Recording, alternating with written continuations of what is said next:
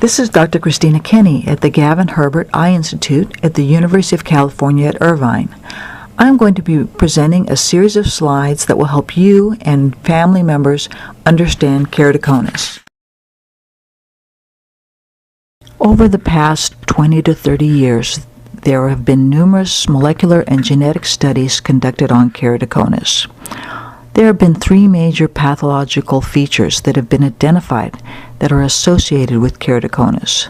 The first is that keratoconus corneas are abnormally thin. The second is that there's oxidative damage that is associated with the keratoconus corneas. And the third is that there is anterior corneal instability that is found in the keratoconus corneas. We have been asking ourselves whether these features are related to each other. The pathological features of keratoconus include the corneal thinning. As a matter of fact, corneal thinning is really a hallmark of keratoconus. Since 1980, people have known that keratoconus corneas have increased degradative enzyme activities and decreased levels of enzyme inhibitors. In any tissue, there is a balance between the collagen that is produced and the activity of the degradative enzymes. What happens in keratoconus is that there's an increased level of activity of the degradative enzymes in comparison to the collagen or the extracellular matrix that is produced. In that situation, there is more enzyme activity and less collagen, and the corneas become thinner. This is what happens in keratoconus. This is a schematic of a normal cornea. In the cornea, there are 5 different layers.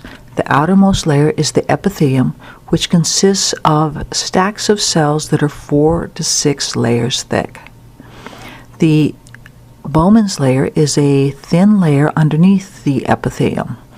The majority of the corneal thickness comes from the stroma. The stroma contains large amounts of collagen and proteoglycans with few scattered cells.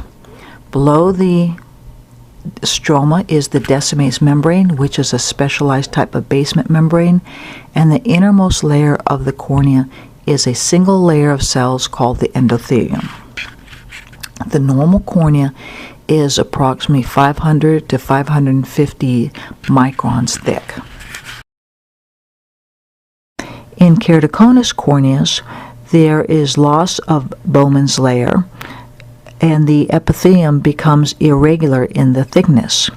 The anterior part of the stroma contains cells that have undergone apoptosis. Apoptosis is programmed cell death that is found in various pathologic conditions. The main stroma of the cornea is much thinner than normal, but basically in the keratoconus cornea, the decimase membrane and endothelium seems intact. The overall finding is that the keratoconus cornea is much thinner.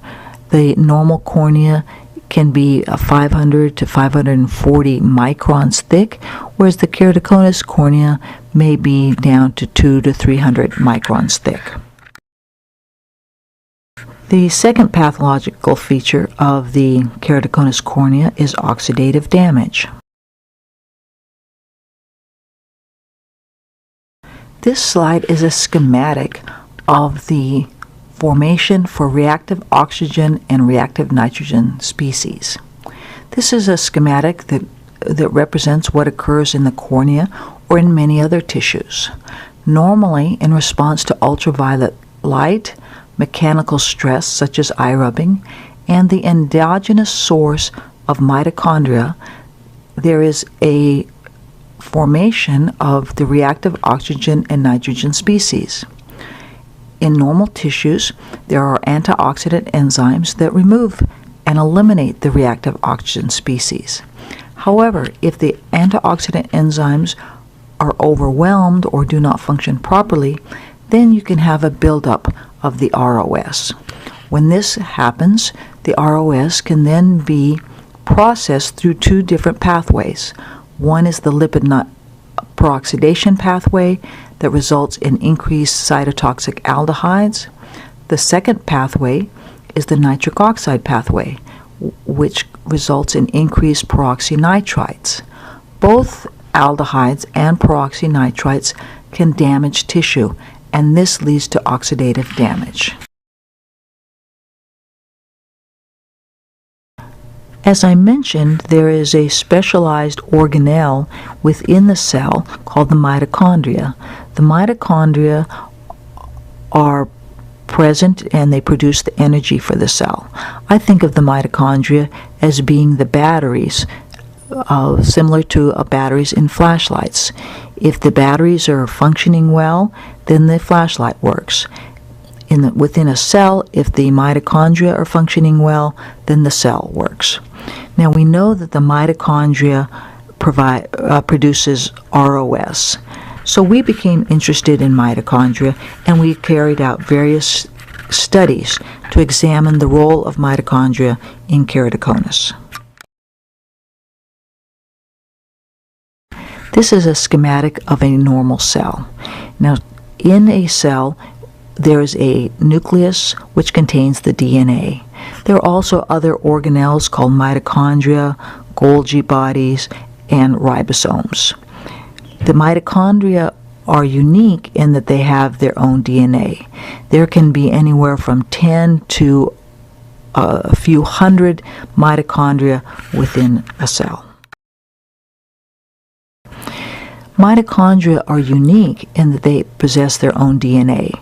Now, most of us are familiar with the nuclear DNA, which is you receive half from your mother and half from your father. It is found in a double helix. The mitochondrial DNA is inherited only from your mother with no contribution from your father, and it is circular. The nuclear DNA possesses over 20,000 genes, while the mitochondrial DNA codes for only 37 genes. It is a small piece of DNA, but very, very important. The mitochondrial DNA is particularly susceptible to damage, and when it is damaged, the repair mechanism for the mitochondrial DNA is very poor. We asked ourselves the question, are the mitochondria altered in keratoconus corneas? And in these series of experiments, we extracted the DNA from normal corneas and from keratoconus corneas. Then we analyzed this mitochondrial DNA.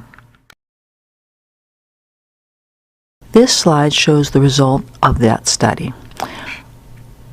When the mitochondrial defects are counted for the individuals, it is shown that in the normal cornea there is 4.3 defects per individual, but in the keratoconus cornea there are 7.4 defects in the mitochondrial DNA per individual. This difference is statistically significant and indicates that there are higher numbers of mitochondrial DNA defects in the keratoconus corneas per individual compared to the normal corneas. The conclusions of this study was that the mitochondrial DNA from keratoconus corneas are more damaged than the mitochondrial DNA from normal corneas. Our findings are important because the defects in the mitochondrial DNA can cause increased production of reactive oxygen and reactive nitrogen species. When this happens, less energy is produced by the cell, and the cell loses its function. As a result, there's increased cell death within these cells after you have the defects in the mitochondrial DNA. This is a schematic of a normal healthy cell, which is pictured above. The nucleus is found in blue, and the mitochondria are orange in this schematic. As I said before, the mitochondria produce the energy, and I consider them to be similar to the batteries within a flashlight. As long as the batteries are working, the flashlight works. If the batteries give out, then the flashlight gives out. That's the same thing with the cell. As long as the mitochondria are producing energy, the cell can function. But if the mitochondria are damaged, then the cell does not function well. In the middle image shows a cell with less mitochondria and mitochondrial that has been damaged. These cells will produce less energy. And finally, the lower image shows cells that have very few mitochondria, and these cells lack energy and start dying. The second question we asked is whether or not the keratoconus cells behave similar to cells from normal corneas. In order to answer this question, we cultured normal and keratoconus corneal cells. Then we stressed the cells by two different methods. One method was to expose the cells for a very short period of time to hydrogen peroxide. The second method was to lower the pH of the culture medium to increase the metabolic demand. Both of these methods cause stress to the cell, and we can then study the response of the cells to the stress. We found that under identical stress conditions, the keratoconus cells had higher levels of ROS and RNS production, they had increased levels of mitochondrial DNA damage, and they had decreased mitochondrial function. This led to increased levels of cell death in the keratoconus compared to the normal cells. We concluded the keratoconus cells are overly sensitive to stressors such as poorly fit contact lenses, vigorous eye rubbing, exposure to UV light, and allergies that affect the eyes. The keratoconus corneas cannot process the ROS produced by these stressors as efficiently as normal corneal cells. These findings support our overall hypothesis that oxidative damage contributes to keratoconus pathology. This is a schematic to demonstrate what occurs in a normal cell. In response to atopy or allergies, eye rubbing, ultraviolet light, the normal type of stress that can occur, a cell can undergo oxidative stress. During this time, ROS compounds are formed. But fortunately, there are antioxidant enzymes and lipid peroxidation enzymes that can eliminate the ROS that is formed. When this occurs, there is minimal mitochondrial DNA damage and the cells function normally. This slide shows what occurs in a keratoconus cornea. In response to atopy or allergies, eye rubbing, ultraviolet light, and in some cases genetic defects, the cells undergo oxidative stress. In this case, reactive oxygen compounds are formed, and we know that the keratoconus corneas have abnormal antioxidant enzymes and lipid peroxidation enzymes that do not function as efficiently and therefore do not eliminate the ROS. When there are high levels of ROS that are formed, this can cause mitochondrial DNA damage.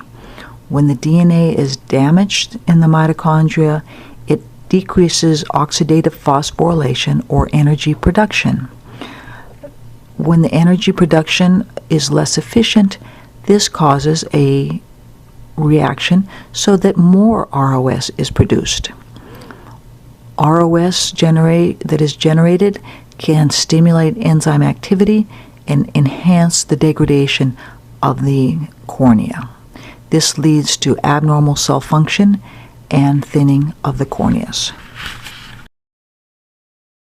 Now, the third pathologic feature of keratoconus corneas is the anterior corneal instability. Most recently, researchers have developed a slippage theory of keratoconus. It is known that the normal corneal stroma has layers or lamellae which are very well organized, and these layers are interconnected and they do not slip or slide from each other. Using sophisticated morphologic techniques, researchers have shown that the keratoconus corneal cells have stroma that have layers or lamellae that are unevenly distributed. They are not organized, and this gives these stromal layers the ability to slip away from each other. Part of the slippage theory is that there are anterior fibrils that are abnormal in keratoconus corneas. Normal corneas have anchoring fibrils that insert transversely for approximately 120 microns into Bowman's layer. Studies have shown recently that keratoconus corneas lack these anchoring fibrils. This is a diagram of a normal cornea. The epithelium is the anteriormost layer that has cell layers of 4 to 6 cells thick. Below that is Bowman's layer. In a normal cornea, there are transverse anchoring fibrils that extend approximately 120 microns through the anterior portion of the stroma through Bowman's layer into the epithelium. These are absent in keratoconus corneas. In the keratoconus corneas, they lack these transverse anchoring fibrils. There are many fewer of the fibrils. In addition, there's loss of the Bowman's layer, and the lamellae or the layers of the stroma do not attach, and as a result there can be lateral slippage. So with the same amount of interocular pressure, the cornea itself can thin. The consequences of this are that lamellae and anchoring fibrils, which normally function to maintain the corneal shape, are lost. When you lose the lamellae and or these fibrils, you can get slippage, stretching, and warpage of the cornea. When this occurs, the slippage creates an unstable substrate or matrix upon which cells can grow. This can then affect the behavior of cells, and this is what happens in keratoconus. This is a schematic of the 3 pathologic features of keratoconus. The first is that the keratoconus corneas have increased thinning and increased enzyme activity. The second is that the keratoconus corneas have evidence of oxidative damage. And the third is that the keratoconus corneas have increased slippage and substrate instability. Now, we have asked ourselves if there was an interaction between these events. And when we conducted a series of experiments, we found that the answer was yes. That when there was increased levels of ROS that's produced as a result of oxidative damage, this can then increase the enzyme activity within the cells. When there's increased enzyme activity in the cells, this can digest the matrix and cause higher levels of substrate instability. And most recently, we have shown that when you have an unstable matrix and you stretch the cells, that this causes the production of reactive oxygen species. So all 3 of these events are taking place, and all 3 of these events are found within the keratoconus corneas, and they are all interactive. The advantage of knowing this is that now we have identified potential sites of intervention. If we can block any of these interactive sites, then perhaps we can block what is the damaging part of keratoconus. There are ways to block enzyme activity. Using other cells, people have shown that when you treat cells with nicotine, which is a component of smoking, that you increase the degradative enzyme activities such as MMP2, MMP9, MMP8, and gelatinase. We've shown previously that keratoconus patients already have high levels of these degradative enzyme activities. So therefore, we think it would be wise that keratoconus keratoconus patients should not smoke because they already have high levels of these activities, and we don't want to stimulate more or higher levels of enzyme activity. There has been a very recent study by Honda and co-workers that was published in 2010 that looked at glaucoma patients that had been using latanoprost, which is a prostaglandin analog, and measuring its effect on MMPs and the inhibitor TIMP1.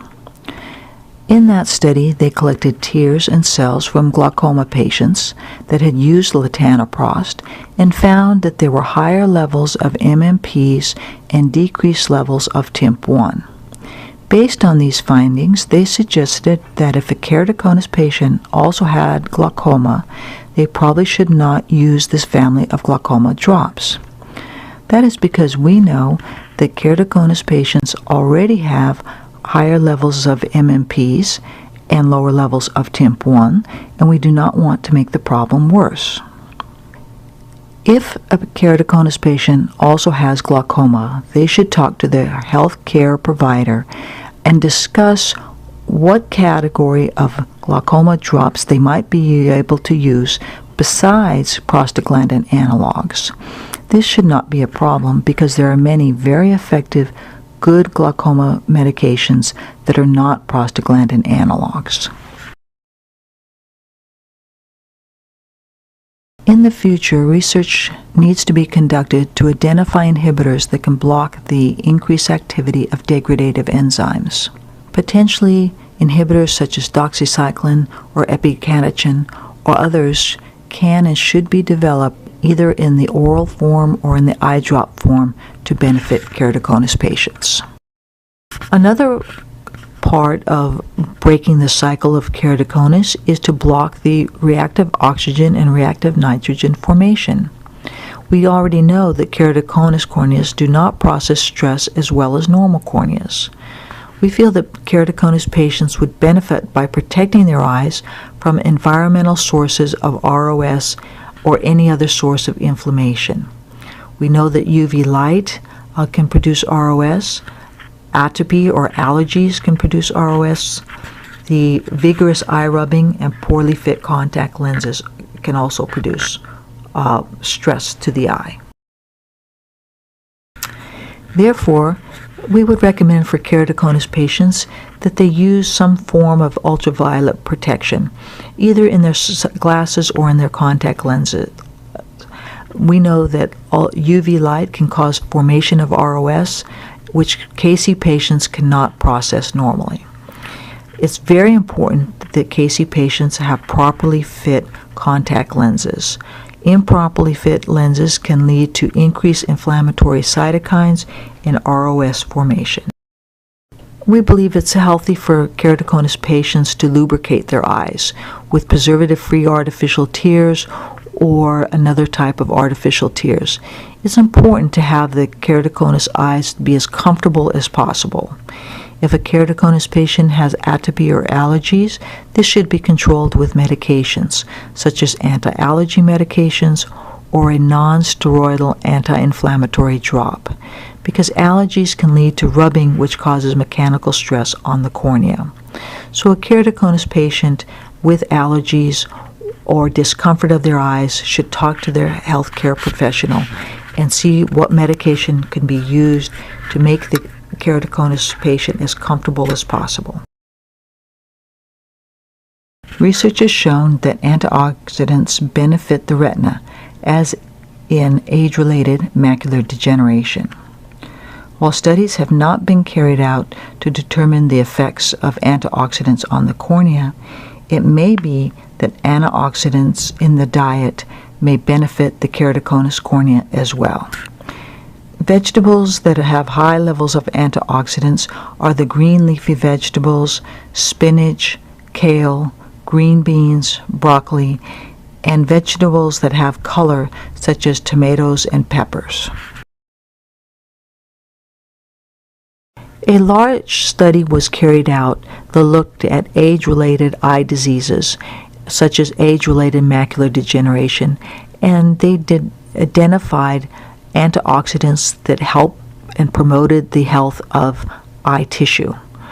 These antioxidants included omega-3 fatty acids, vitamin C, vitamin E, zinc, copper, beta-carotene, and perhaps in the future we will have developed the topical treatments for antioxidant therapy. In terms of blocking corneal instability, there are a number of approaches that can be used. First of all, it is important to stabilize the corneal substrate, and there are cofactors that promote healthy collagen formation.